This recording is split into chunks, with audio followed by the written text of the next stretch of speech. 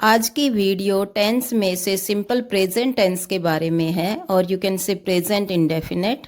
इसमें हम इस टेंस के बारे में डिटेल में इसके यूजेस, स्ट्रक्चर यानी सब कुछ समझेंगे। जैसे कि आप सबको पता है कि भी टेंस हमारे 3 काइंड्स के होते हैं। अगर आपको वीडियो पसंद आए तो लाइक कीजिए, चैनल को सब्सक्राइब कीजिए। Let's start. देखो, जैसा कि सभी को पता है कि टेंस हमारे 3 काइंड्स होते हैं, यानी present tense, past tense and future tense. Present tense means वर्तमान समय, यानी जो समय अभी चल रहा है। पास्ट मीन्स जो समय चला गया एंड फ्यूचर टेंस मीन्स जो समय आएगा। आगे जाकर ये तीनों टेंस 4 पार्ट्स में डिवाइड हो जाते हैं, यानी हर टेंस के 4 पार्ट बन जाते हैं। जैसे कि प्रेजेंट टेंस की बात करें तो इसमें आता है present indefinite tense, present continuous tense, present perfect tense and present perfect continuous. तो आज की वीडियो हमारी सिंपल प्रेजेंट और you can say present indefinite tense के बारे में है। इसके बारे में हम कंप्लीट जानकारी लेंगे। सबसे पहले हम इस टेंस के स्ट्रक्चर को देखते हैं। स्ट्रक्चर यानी हम इसमें देखेंगे कि एक्टिव में कैसे होता है ये और पैसिव में कैसे होता है। अगर एक्टिव वॉइस की बात की जाए तो प्रेजेंट इंडेफिनिट टेंस के जो सेंटेंस होते हैं उसमें आपको सब्जेक्ट मिलेगा, फर्स्ट फॉर्म ऑफ वर्ब मिलेगी और वर्ब की फर्स्ट फॉर्म में आपको एस और ईएस भी मिल सकता है। अगर हम इसके पैसिव वॉइस की बात करें तो क्या करेंगे, जो इसका ऑब्जेक्ट होगा वो सब्जेक्ट बन जाएगा और जो बी फॉर्म है, यानी अगर आपको फर्स्ट फॉर्म में एस और एस मिला है या वर्ब की फर्स्ट फॉर्म मिली है तो आपको इसमें इजेमार का यूज करना है। और पैसिव वॉइस में हमेशा वर्ब की थर्ड फॉर्म और यू कैन से पास्ट पार्टिसिपल का यूज होता है। आगे देखिए, अब हम इस टेंस की फॉर्मेशन के बारे में जानते हैं कि इस टेंस को हम फॉर्म कैसे कर सकते हैं। देखो, सबसे पहले हम एफर्मेटिव सेंटेंसेस को देखते हैं। जो इस टेंस के एफर्मेटिव सेंटेंसेस होंगे उसमें हमें, अगर हमारा सब्जेक्ट आई, वी, यू, दे और प्लूरल सब्जेक्ट है तो वहाँ पर हमें वर्ब की सिर्फ फर्स्ट फॉर्म का यूज करना है। फिर से ध्यान से समझ लीजिए, अगर सेंटेंस में हमारा सब्जेक्ट आई, वी, यू, दे और कोई भी प्लूरल नेम या प्लूरल नाउन आ गए हैं तो वहाँ हमें सिर्फ वर्ब की फर्स्ट फॉर्म का यूज करना है। नेक्स्ट इज, अगर हमारा सब्जेक्ट ही, शी, इट और कोई भी सिंगुलर नाउन और यू कैन से कोई सिंगल नेम है तो वहाँ पर हमें वर्ब की फर्स्ट फॉर्म के साथ एस या ई एस का यूज करना है। तो ध्यान रखना है आपको कि अगर सब्जेक्ट ही, शी, इट या कोई सिंगुलर नेम है तो वहीं पर सिर्फ एस और ई एस आएगा। इसके अलावा चाहे कोई भी सब्जेक्ट है वहाँ पर हमें सिर्फ वर्ब की फर्स्ट फॉर्म का यूज करना है। आप एग्जाम्पल देख सकते हैं। First example, I read a book. यहाँ पर हमारा सब्जेक्ट आई है तो वर्ब आएगी सिर्फ रीड यानी first form. And in the second जो एग्जाम्पल है उसमें आप देख सकते हैं मोहन रीड्स अ बुक। इन दोनों एग्जाम्पल में आप डिफरेंस क्या देख पाएंगे कि दोनों में सब्जेक्ट तो सिंगुलर है, क्योंकि आई भी सिंगुलर है, मोहन भी सिंगुलर है, लेकिन मोहन के साथ हमारी वर्ब में एस आया है। जबकि जो हमारा फर्स्ट एग्जाम्पल है उसमें आई रीड यानी सिर्फ वर्ब की फर्स्ट फॉर्म आई है। तो ये चीज़ें आपको ध्यान रखनी है कि सिर्फ ही, शी, इट और सिंगुलर नेम के साथ वर्ब में एस या ई एस आएगा। With all other only first form of the verb will be used. ये हमारे एफर्मेटिव सेंटेंसेस थे और एफर्मेटिव सेंटेंसेस को हम पॉजिटिव सेंटेंस भी बोल सकते हैं। अब हम बात करते हैं नेगेटिव सेंटेंसेस की। सबसे पहले आपको ये जानना जरूरी है कि नेगेटिव सेंटेंस क्या होते हैं, यानी जिन सेंटेंसेस में नॉट का यूज होता है उनको हम नेगेटिव सेंटेंस बोलते हैं। अब देखिए, जहाँ पर आई, वी, यू, दे और प्लूरल नाउन आएगा तो वहाँ पर हमें हेल्पिंग वर्ब डू का यूज करना है। जो हमारा प्रेजेंट इंडेफिनेट टेंस है इसमें हमारी हेल्पिंग वर्ब आती हैं डू एंड डज, यानी डू और डज दो ही हेल्पिंग वर्ब हैं इसमें। तो इनका यूज भी हम देख सकते हैं, यानी आई, वी, यू, दे और प्लूरल नाउन के साथ आपको डू का यूज करना है। लेकिन जहाँ पर सब्जेक्ट ही, शी, इट या सिंगुलर नेम आते हैं वहाँ पर हमें डज का यूज़ करना है। अगर सेंटेंस हमारा नोट है तो डू के साथ नोट लग जाएगा, और अगर हमारा मतलब ही, शी, इट सब्जेक्ट बनते हैं तो डज के साथ नोट लग जाएगा। अब इसमें एक चीज़ का ध्यान रखना है जो हम इंटेरोगेटिव सेंटेंसेस में देखेंगे। सबसे पहले तो ये देखिए इंटेरोगेटिव सेंटेंस होते क्या हैं।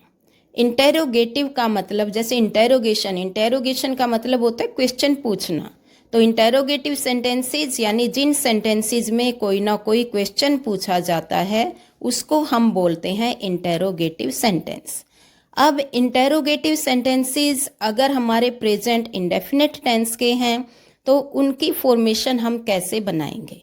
तो देखिए, जैसा कि आपको बताया गया है कि इस टेंस में हमारी दो ही हेल्पिंग वर्ब होती हैं, डू और डज।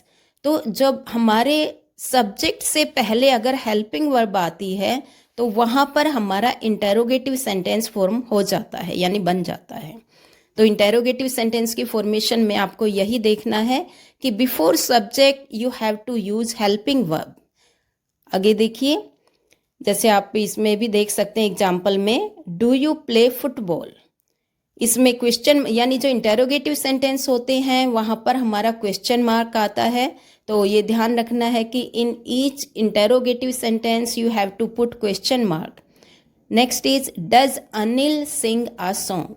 देखिए, डू और डज का यूज सेम रहेगा, यानी आई, वी, यू, दे के साथ डू लगाना है, और singular subject he, she, it, उनके साथ हमें डज लगाना है। तो इंटेरोगेटिव सेंटेंसेस में एक चीज़ का और ध्यान रखना है कि अगर सेंटेंस में हमारा सब्जेक्ट ही, शी, इट है, क्योंकि ही, शी, इट के साथ इंटेरोगेटिव सेंटेंस में हमें डज लगाना है, और अभी आपको ये भी बताया गया है सिंपल सेंटेंसेस में कि ही, शी, इट के साथ वर्ब में हमें एस और ई एस का यूज भी करना है। तो यहाँ पर ध्यान देने वाली बात ये है कि अगर हमने सेंटेंस में डज का यूज किया है और सब्जेक्ट ही, शी, इट में से कुछ आता है तो हमें वर्ब में एस और ई एस का यूज नहीं करना। डज के साथ सिर्फ हमें वर्ब की फर्स्ट फॉर्म का यूज करना है, एस और ई एस का यूज नहीं करना, क्योंकि डज मतलब अपने आप में ही ई एस को कैरी करता है। अब देखिए एडवर्ब्स के बारे में जानते हैं। Present indefinite tense is often used with the words always, often, frequently, generally, usually, sometime, very day, every week, यानी ये जितने भी वर्ड इसमें दिए गए हैं इन सब के साथ हमेशा वर्ब की फर्स्ट फॉर्म और you can say present indefinite tense का यूज होता है। अगर आपको प्रेजेंट इंडेफिनिट टेंस के बारे में ठीक से समझ आ रहा है तो वीडियो को लाइक कीजिए, चैनल को सब्सक्राइब कीजिए। हम प्रेजेंट इंडेफिनिट टेंस के यूजेस के बारे में देखेंगे कि इस टेंस का यूज हम कहाँ कहाँ कर सकते हैं। सबसे पहले जो हमारा प्रेजेंट इंडेफिनिट टेंस है, it is use to express an event taking place at the present moment, यानी अब जो काम हुआ है या हो रहा है या अभी चल रहा है उस काम को शो करने के लिए हम प्रेजेंट इंडेफिनिट टेंस का यूज करते हैं। जैसा कि I live in model town, यानी अभी वो कहाँ है, मॉडल टाउन में। जैसे कोई अपने बारे में बता रहा है कि मैं मॉडल टाउन में रहता हूँ। नेक्स्ट इसका यूज होता है टू एक्सप्रेस अ जनरल और परमानेंट ट्रूथ, यानी जिसको हम यूनिवर्सल ट्रूथ भी बोल सकते हैं, जनरल ट्रूथ भी जनरल ट्रूथ एंड परमानेंट, और you can say universal truth में हम प्रेजेंट इंडेफिनिट या सिंपल प्रेजेंट टेंस का यूज करते हैं। जैसा कि आप एग्जाम्पल देख सकते हैं, the earth revolves around the sun, honesty pays in the long run, यानी ये सभी क्या है, ये यूनिवर्सल ट्रूथ हैं या परमानेंट ट्रूथ हैं। तो ये हमेशा सिंपल प्रेजेंट टेंस में ही होते हैं।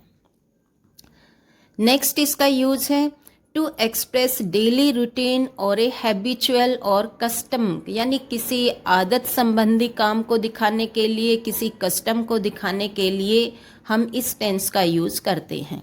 जैसा I get up at 6 AM every day, यानी कोई अपना जनरल जो भी उसका रूटीन है उसके बारे में बात करते हुए कहते हैं कि भी मैं सुबह 6 बजे उठता हूँ।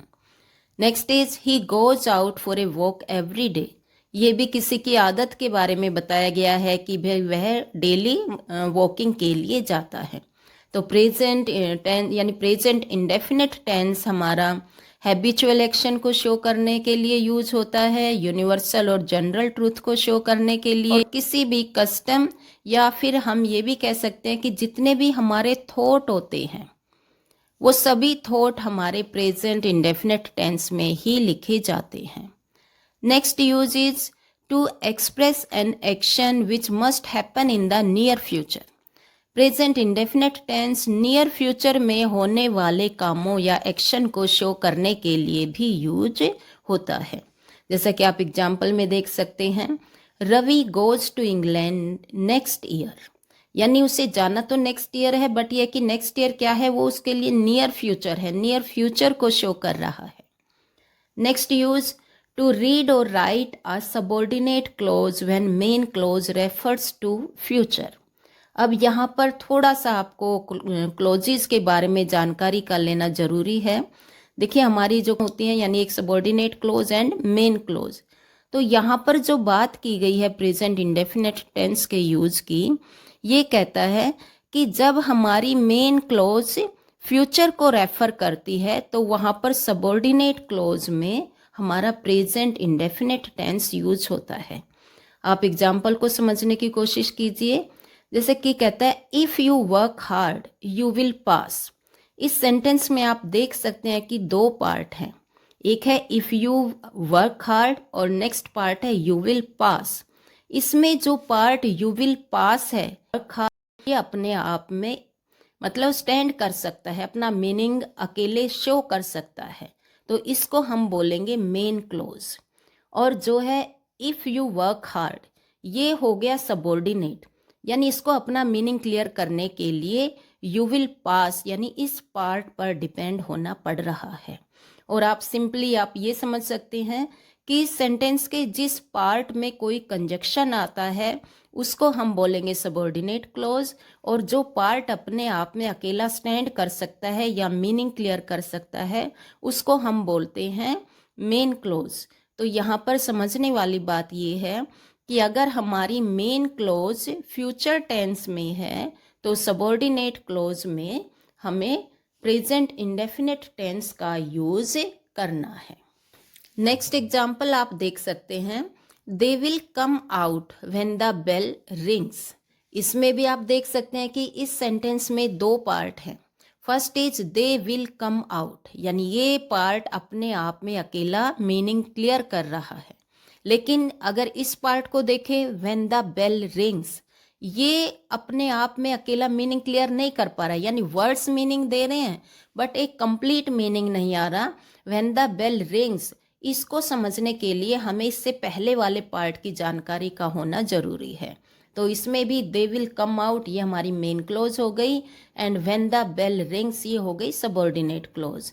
तो आपको ध्यान क्या रखना है कि अगर हमारी मेन क्लोज फ्यूचर टेंस में है तो सबऑर्डिनेट क्लोज में हमेशा वर्ब की फर्स्ट फॉर्म और you can say present indefinite tense का यूज हमें करना है। Next is to quote someone. Quote का मतलब होता है कि जो थॉट या किसी की कही हुई बात को बताने के लिए हम प्रेजेंट इंडेफिनिट टेंस का यूज करते हैं। जैसा कि वो व्यक्ति जरूरी नहीं है कि अभी भी मतलब लिविंग हो, बट उसने जो भी थॉट बोला, जो कहावत बोली, वो हमेशा प्रेजेंट इंडेफिनिट टेंस में ही आएगी। एग्जाम्पल में आप देख सकते हैं, Keats says a thing of beauty is a joy for ever. यानी कीट्स जो पोइट हैं वो तो अब जा चुके हैं, लेकिन उनकी कही हुई बात को उन्हीं की वर्डिंग में दिखाने के लिए हम प्रेजेंट इंडेफिनिट टेंस का यूज करते हैं। ये हमारा था complete description about present indefinite tense, यानी हमने इसकी हेल्पिंग वर्ब के बारे में जाना, मेन वर्ब के बारे में जाना, इसके स्ट्रक्चर के बारे में जाना, फॉर्मेशन के बारे में और इसके यूजेस के बारे में। अगर आपको समझ आया है अच्छे से तो वीडियो को लाइक कीजिए, चैनल को सब्सक्राइब कीजिए।